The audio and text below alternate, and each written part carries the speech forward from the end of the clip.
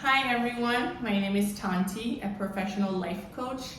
And so in today's video, I wanted to share the message with you about preparation season, how preparation season is really a time for you to do the necessary healing that you need to do in order to attract the life of your dreams or to be ready to receive the life of your dream.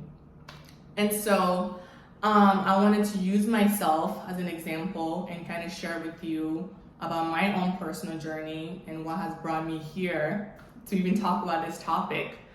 So when I was younger, I always made this statement that when I have a child, I wanted to always have my child to myself. I was like, if I get a baby, if I get a child, I want to have the child all to myself. And my dad would always think I was so crazy. He's like, why do you say statements like that? And the reason why I always wanted my child all to myself was because I saw growing up, I saw my father not really be like a responsible father, and I was exposed to things that I didn't believe was healthy for men to do, married men to do, or men in a relationship to do. It wasn't really a good example for me. So I had a really distorted image of a healthy man. And so now when I look back, I can understand that I cannot just assume all men are the same because of one man, now I know better. By the time, that was my perception, and so that was a statement that I said that I wanted my son my child all to myself if I ever got pregnant. And of course, our words have power, and it manifested. So I ended up having my son. He ended up being a product of my manifestation. And I got pregnant right when I graduated college. And when I got pregnant, as I said in my previous videos, my son was my breakthrough. He was the person that he was my wake-up call, basically. And so when I got pregnant, I was so shook.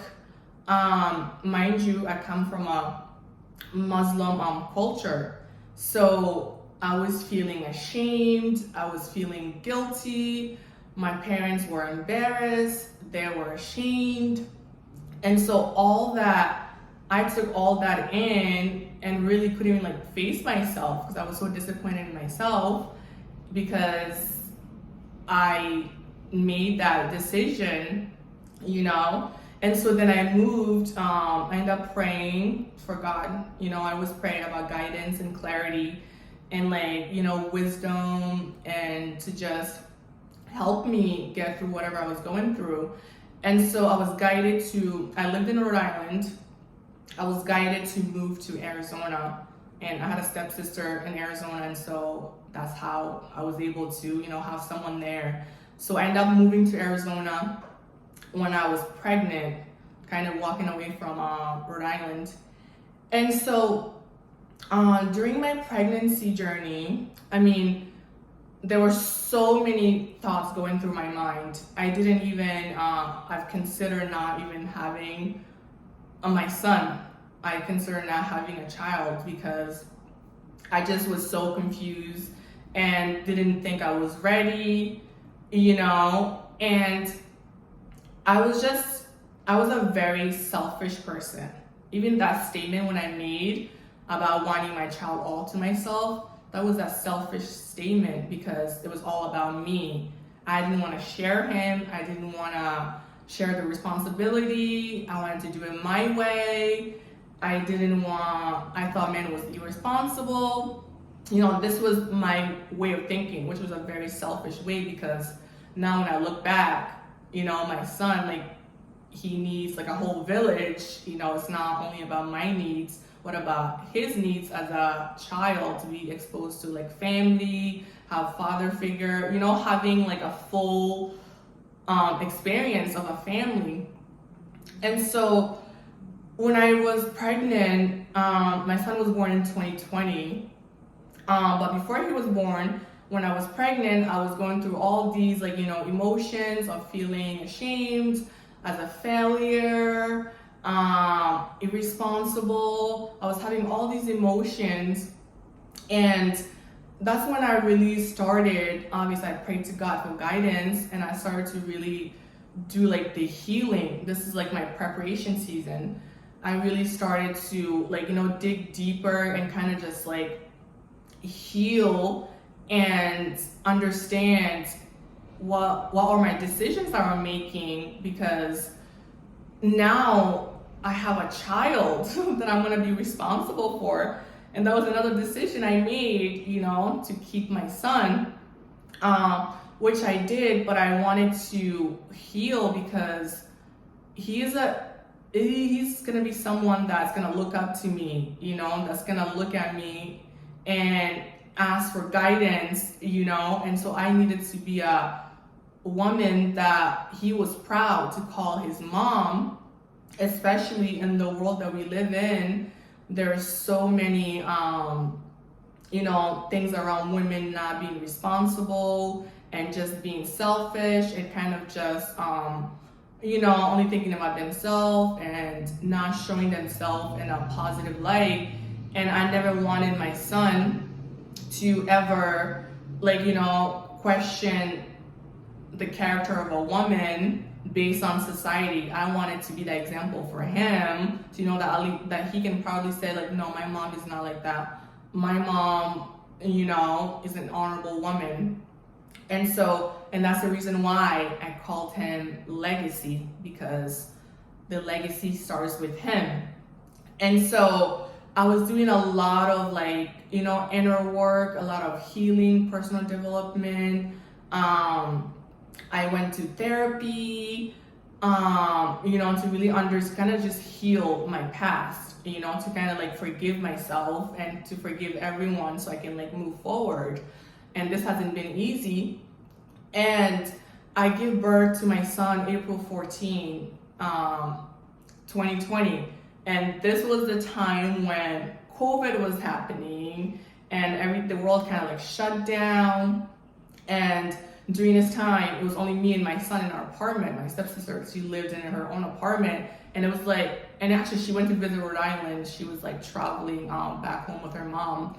And so I was by myself with my son in an apartment, and the world had shut down. You can't really go out and do anything. Here I am with a newborn infant as a young mom, in my early 20s. And I was experiencing postpartum depression. I was feeling very stressed and overwhelmed. I had fear that something was gonna happen to my son because he was so skinny. He was such a skinny child and small and fragile that I feel like I was gonna squish him. So I was just having all these thoughts in my mind, and I felt so alone because my parents were really kind of disappointed, and I couldn't really reach out. I couldn't look them in the eyes. I couldn't face them really, so I chose not to reach out to them. And I was just so depressed, and I had a child. I was breastfeeding. So can you imagine all these emotion that a new mom is experiencing with an infant that's literally depending. He's crying, so I have to feed him, I have to change his diapers, and I'm all by myself. And so I really felt like the world was caving in on me, and I really had to keep praying again, keep praying to God for healing, for strength, for motivation, for guidance, for clarity, because I wasn't in the right mental state at that moment. And it got so bad to the point that, I thought about sometimes not even being here, and that's not something lightly.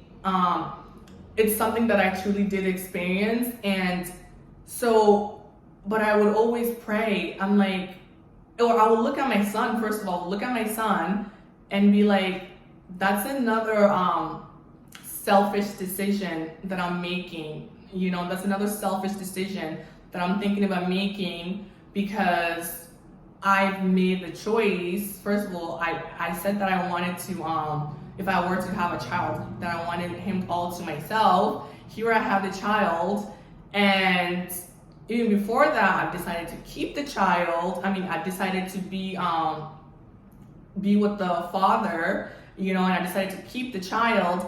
And so these are all the decisions that I've made. And then here I am again thinking about not being here at all to raise this child, So I was feeling like more selfish with that thought.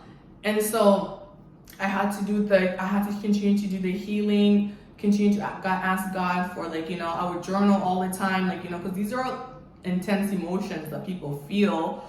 But, I knew it was it was just this state of mind that I was in, especially being by myself and during COVID with a new infant, and experiencing postpartum depression and just my own shame and guilt, just a lot of emotions.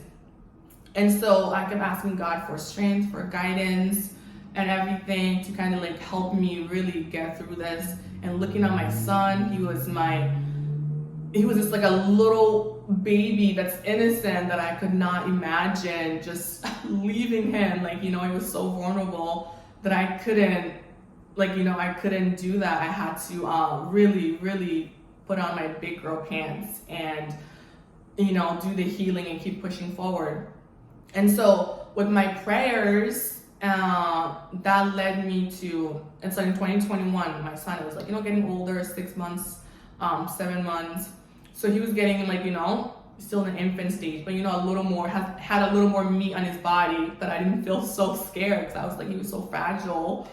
And so in 2021, I came across, I love YouTube. I'm always on YouTube watching videos, it's a way for me to unwind and, just connect. I love personal development work. And so I came across Mina Irfan, the Universe Guru. And when I came across her videos, she was one of my answered prayers, literally, because here was a woman, if you know her story, she's been through so much in her life, but she was able to heal through all of her life journey, and she was able to overcome everything that happened to her, and still have her, still be the woman of her dreams. And also it resonated with me because she comes from a Middle Eastern culture, and me coming from a Muslim culture, we have Middle Eastern values and morals. So she was a really great example to me. And also she has a really good understanding and breaking down a healthy mindset of a healthy woman, of a healthy man. So when I found her videos, I was like, oh my God, she is the coach that I need to really work with. And that's when I even found out about the coaching world, because you do personal development work, if you're growth-minded, you just you keep praying, you do the work. But I didn't know that you could work with someone, or people had programs that they offer, things like that. So when I came across some of her videos, it really inspired me, to heal deeper, and to kind of think about the stories that I was telling myself, and kind of my perception on relationships, on men and women, So it really got me digging deeper, and to start doing the work. And I bought a program that was it's self-study study. That's what I like, because I like to go on my own pace, and follow my own intuition as well. And so I started investing in myself when it comes to purchasing online courses and programs, which has really helped me on my journey, of healing. And so again, I was doing this work with my son, And I realized that I really wasn't, like, when I was in college, that version of me wasn't in alignment with my morals and values. You know, the way I was acting, I mean, I came from a very strict family. So when I went to college, it was very freeing for me because I didn't have much freedom. When I was younger, I felt very restricted, very contained. That when I went to college, I was just ready to, like, I felt like an adult. I wanted to party and have fun, which I did. But then when I graduated college, that part of me wasn't something that I wanted to continue. You know, it was no longer, like, you know, who I wanted to be. And so I wanted, like, a different vision for my life. And that's when my son was born. Well, came into my life. And so I'm here to say that because of my decisions that I made in my life, it really got me to a point where I didn't like the person that I was becoming, and I wanted something better for my life. I wanted to, you know, have a family, you know, I wanted to have a family unit before I got pregnant. I used to always say that, oh, I'm gonna get married when I'm 27, have my child when I'm like 30, you know, and life didn't work out like that. End up getting pregnant, you know, in my early 20s. Now my son is 3 years old and he's a product of a broken family, which was something that I never wanted for him, but because of the decisions that I made in my life is what manifested. So I really had to take personal accountability for that and use that time to really heal, to, like, reinvent myself, to make peace with my decisions, make peace with the woman that I am, and to kind of really learn from it and do better, which is what even, like, guided me to start this brand called Inner Peace Rule. And, like, our tagline is, when you know better, you do better, because that is what I believe in. I believe in, like, you know, evolving and becoming a better version of yourself, you know, and just always starting fresh, reinventing yourself. And so my healing has led me to that. And my healing also has led me to creating these videos, you know, as also part of my healing, as part of me following my heart, me answering the call that's, like, nagging on me in my, you know, in my soul, to just, like, be more transparent and vulnerable with, you know, with the world, and to really look at myself in the mirror and know that life is always responding to your actions. Like, life is always responding to your actions. And I know that in our 20s, we're always told that, you know, have fun, live your life, and then when you get older, then you can settle down. And I feel like that's really not a good advice, because every decision that you make when you're younger is gonna be, like, a reflection of who you are when you're older. And so if you want a family, like, for example, I want a family of my own, I want a legacy of my own, you know, I want to be a positive role model. I want my son to be able to grow up in a family structure, you know, have his siblings, you know. And so me partying and drinking and kind of just living life with no intention and no purpose is not in alignment of my heart's desire of having my own family and having a structured life for my son and him having siblings, you know.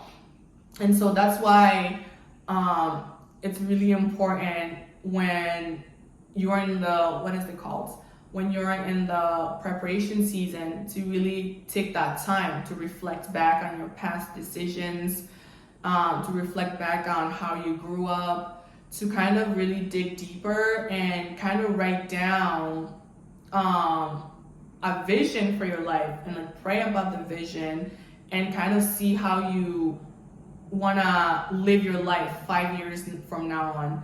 I'm 25 years old now, and if you're in the same age as I am, or even like 22, 23, 24, I really encourage you to start really be intentional with the decisions that you're making, and to really be mindful and know that you want to make yourself proud. You want to make the version of you that already has the life of your dreams. You want to be able to set her up, you know, you want to be able to set her up for success.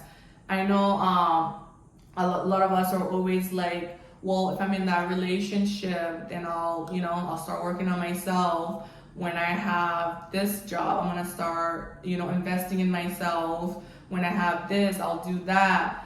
And that's definitely a mindset that we have to shift, because when you have the life of your dream, you want to be able to enjoy that. You don't want to be worried about healing and going to therapy, getting coaches. I mean, you can still do those things then, but it's even more essential that you do it now, when you don't have the dream relationship, when you don't have the dream money, the dream car, the money, the lifestyle, to do what you can now to heal, to transform, to reinvent yourself, to have a vision for your life, to have a strategy for your life.